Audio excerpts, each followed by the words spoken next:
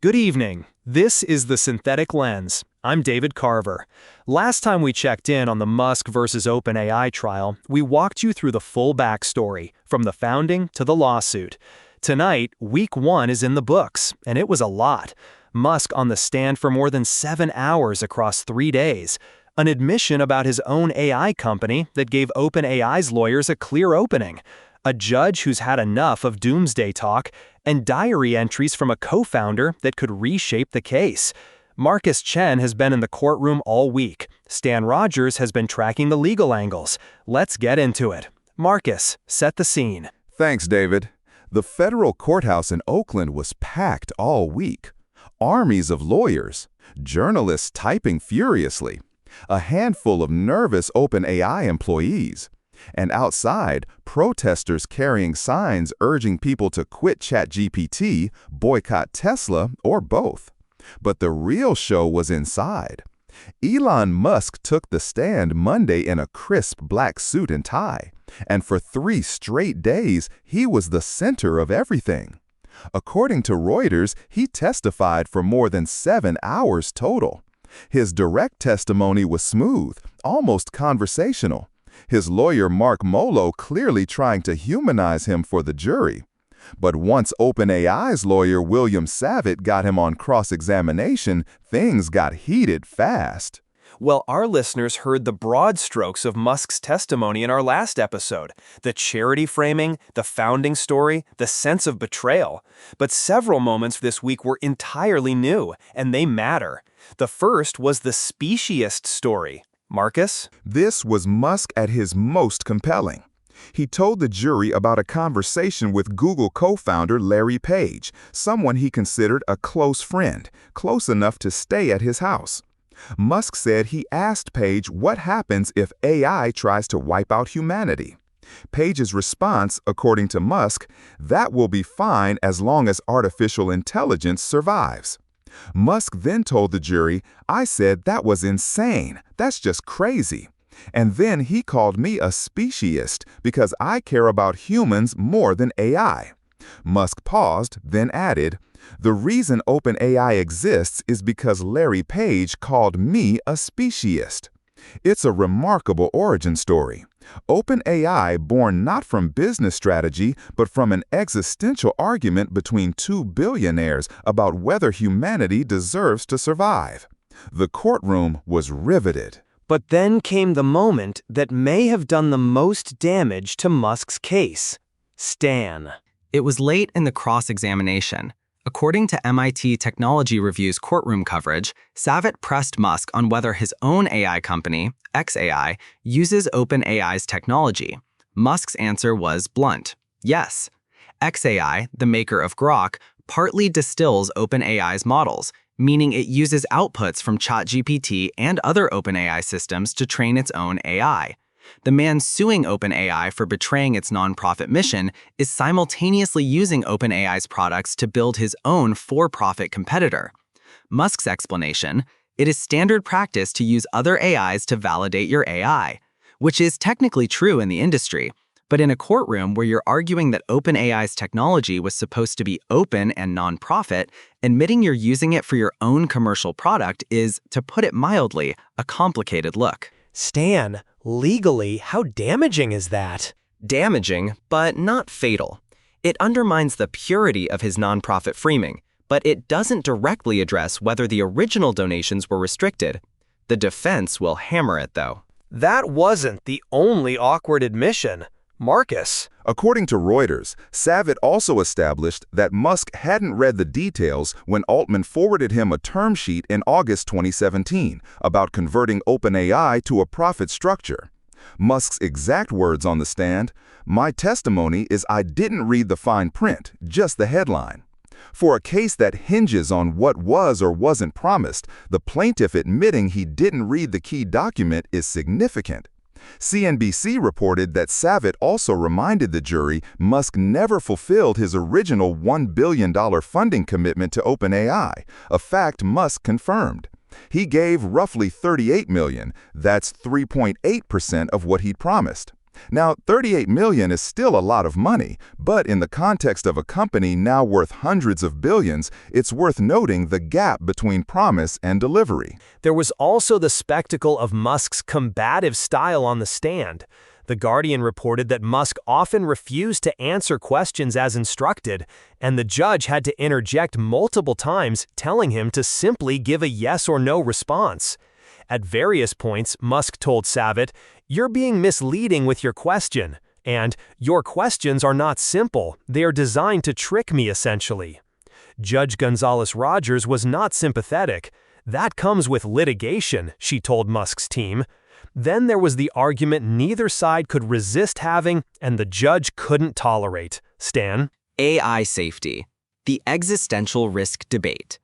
Musk's lawyer wanted to introduce expert testimony about the danger of artificial intelligence destroying humanity. OpenAI opposed it, and Judge Gonzalez-Rogers, who is clearly running a tight ship, was having none of it. Court transcripts show she told Musk's lawyer, Stephen Molo, "This is not a trial on the safety risks of artificial intelligence. This is not a trial on whether or not AI has damaged humanity. It could be one day in a federal court in this country that we may have that trial. That is not this trial." Then she addressed the elephant in the room directly. Your client, despite these risks, is creating a company that is in the exact same space. She was referring to xAI. And The Guardian reported her next line, which drew immediate attention. "I suspect there's plenty of people who don't want to put the future of humanity in Mr. Musk's hands." It was a remarkable moment. A federal judge acknowledging AI risk while simultaneously telling both sides, "Not my courtroom, not today." Thursday brought the final piece of week one. Musk's testimony concluded, and his lawyers called their second witness, Jared Birchall. Marcus, who is Birchall, and what did he add? Jared Birchall is the man who manages Elon Musk's billions. He runs Musk's family office, Accession, LLC. He's the CEO of Neuralink. Until recently, he was also the corporate secretary of xAI. He's been working with Musk since 2016, recruited by a mutual acquaintance after a career at Morgan Stanley. According to CNBC's coverage, on the stand, Birchall walked through the specific donations, approximately 60 contributions totaling $38 million, and monthly rent payments Musk made to OpenAI. He confirmed that all donation decisions were made by Musk himself. But here's where it got interesting on cross-examination. OpenAI's lawyer Bradley Wilson pressed Birchall on whether Musk's donations came with any formal restrictions on how the money could be used. Birchall said there was a greater understanding among the founding members about OpenAI's nonprofit purpose, but he couldn't point to any legal document restricting how OpenAI spent the funds. "I don't believe that for whatever use at any time was the intended use of those funds," Birchall said. But that's an understanding, not a contract. The distinction matters enormously. There was also a curious detail about security. Stan. Yes, according to courtroom testimony reported by CNBC, Savit questioned Birchall about a 2018 office-sharing arrangement between OpenAI and Musk's brain implant company, Neuralink. Birchall had emailed OpenAI requesting armed security at the building at all times, citing OpenAI's growing public profile. They split the cost. It's a small detail, but it underscores how intertwined these companies were in the early days, sharing office space, sharing security costs, and sharing a founding mission that would eventually fracture. Wilson also pressed Birchall about a Musk-led group's multi-billion-dollar bid to acquire OpenAI last year. Birchall said the bid was meant to establish a market value for OpenAI's nonprofit assets. But for the jury, it's another data point suggesting Musk wanted to control OpenAI, not just protect its nonprofit status. After the jury left Thursday, the judge heard arguments about whether to strike some of Birchall's testimony on this acquisition bid from the record. She said she'd decide in the coming days. So week one is done. The jury has a long weekend to process 4 days of testimony from Musk and his money manager. But the real fireworks are still ahead. Here's what's coming in week two. Marcus. Greg Brockman, OpenAI's president, co-founder, And the man who sat in the courtroom all week taking notes on a small yellow notepad while his former friend and current adversary testified. Brockman is expected to be the first witness when the trial resumes Monday. And his testimony could be the most significant yet because of his own diary entries. According to court filings cited by the judge in ordering a jury trial, multiple entries from Brockman's personal journal were central to her decision. In one entry, Brockman wrote, "His story will correctly be that we weren't honest with him in the end about still wanting to do the for-profit just without him." In another, "It'd be wrong to steal the nonprofit from him, to convert to a B Corp without him. That'd be pretty morally bankrupt. And he's really not an idiot." These are the words of OpenAI's own co-founder, written in his private journal, suggesting that Musk was right. He was being shut out of a conversion he should have been part of. OpenAI's lawyers have argued these entries were cherry-picked, and they'll have a chance to provide context when Brockman testifies. But on their face, they're a serious problem for the defense. And after Brockman? AI safety expert Stuart Russell from UC Berkeley is expected to testify. Then, later in the trial, the heavy hitters, Sam Altman himself, expected on the stand for more than 2 hours. Microsoft CEO Satya Nadella, about an hour. Ilya Sutskever, OpenAI's former chief scientist, whose Honest Thoughts email was already central to Week 1. Mira Murati, the former CTO, via videotaped deposition. And Siobhan Zilis, former OpenAI board member and mother of 4 of Musk's children. That testimony in particular could be, well, complicated. Let's step back and assess Week 1. What do we know now that we didn't know before?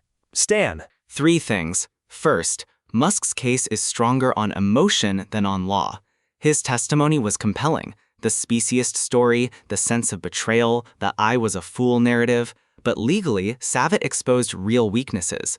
According to Reuters and CNBC, Musk didn't read the fine print. He didn't fulfill his funding commitment. He proposed for-profit structures himself. He's running a direct competitor.